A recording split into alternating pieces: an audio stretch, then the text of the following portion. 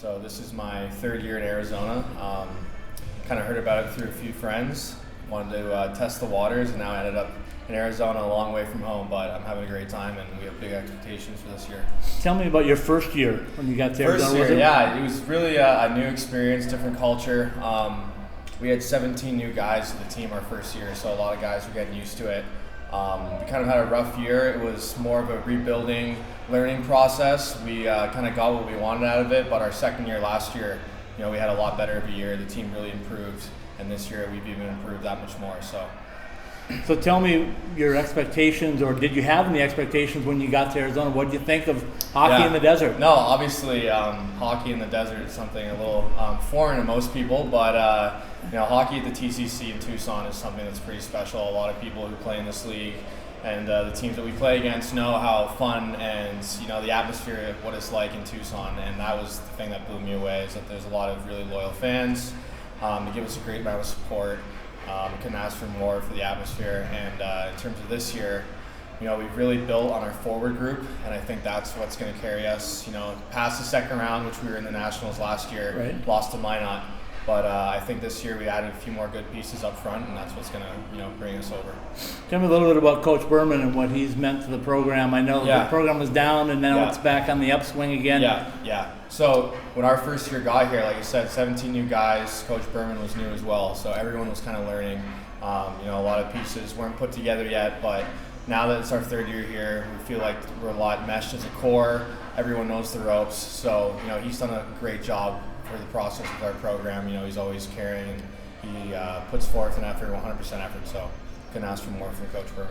And let's talk about the trials and tribulations you guys have to go through as a program, being in Tucson, not a big ice sheet, so you do a lot of traveling. Tell me about a typical start to the season. What's it like? Yeah, well, now the Arizona the Tucson Roadrunners are going into our rink this year, pro hockey team, the farm team of the Phoenix Coyotes. So they're renovating the rink right now. We're getting a brand new room as well. We have little bumps where we have to come up to Chandler and Phoenix to practice, which isn't convenient, but the guys have dealt with it in prior years, so we're used to it now. But so as a captain, does that put more pressure on you to get the guys all together on one page? Yeah, I mean, leading up to our first game, a lot of other teams are on the ice, and that's something that's hard to come by, and you can't really exchange for anything else. But we're doing a lot of off-ice workouts when we're there. We try to just get in and get out, put 100% effort in, and once the TCC is renovated, we get back on the ice, things kind of tend to move a lot more smoothly. But right now, what can you do? Right. But we're taking the ice when we can, and we're hoping for a good start against NAU. So you guys start off against NAU, like you said, then you play them again back down in Tucson. I know you guys have a pretty good rivalry going with them over the last couple of years. Yeah, no, going up to play NAU is always fun, especially with the elevation. So it's hard to breathe up there. We've had some really good games against them. Obviously, it's a big rivalry. Obviously, when they come down to play us too, it's a good atmosphere, and we're just hoping we can, put our best effort against NAU when we go up there, get a good win, and then take care of business back at home in Tucson. When I talked to Coach earlier this week, he was telling me about the strengths of your team, and he said he thinks the biggest thing that happened over the summer was you guys got deeper. Is that correct? Yeah. Now, if you look down our lines now, from forward to D, from head to toe, goalies too. This year especially, we just got so much deeper on the forward end, where we can roll all four lines, and coach doesn't have to worry about who he's putting out there. Every line can contribute, and that's what makes a good team, is how deep they are. When guys get hurt, guys can step in, fulfill roles. So with a deep team, the limit, it's an endless limit for us. So tell me about your role as a captain. Are you a physical, vocal type leader? Are you more of a lead by example? What's your qualities? I always feel like actions speak louder than words, so I like to get on the ice and let my play do the talking for me. When guys need a reminder that we got to work hard, or I feel like that's the biggest thing is words can go so far. When I need to say something, I'm there to say it. I'm there for the guys, but at the end of the day, role models I feel like are their actions speak louder than words. So I try to lead on the ice by example and be there for the guys whenever I can.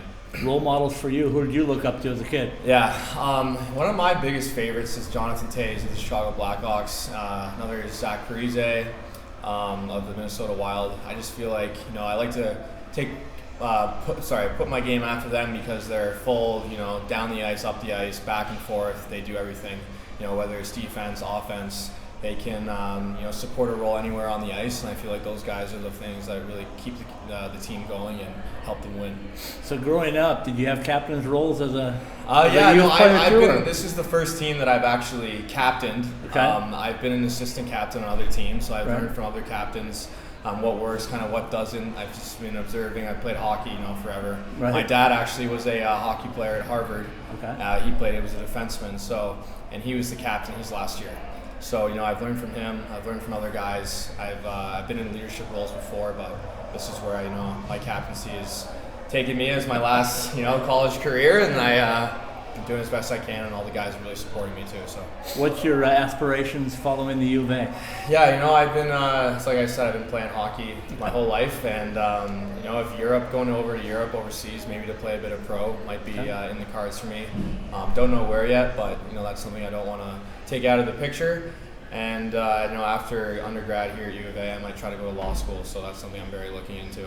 So that was my next question. What's the major of study at the U of A right now? I'm in economics right now. Okay. I kind of switched my majors a few times. I wasn't really sure what I wanted to do, but now this year, I'm very interested in law school, so I've been kind of not too worried about undergrad. There's many prerequisites you can kind of do to fulfill that to go to law school, but that's where I'm interested now. So being a lawyer would be the end result? Yeah, being a lawyer, there's lots of possibilities that come with a law degree. So I think that's what was most appealing to me, is that I could have a lot of opportunity if I do get a degree in law. So I think that's what I'm looking for now, and hopefully can find something that suits me.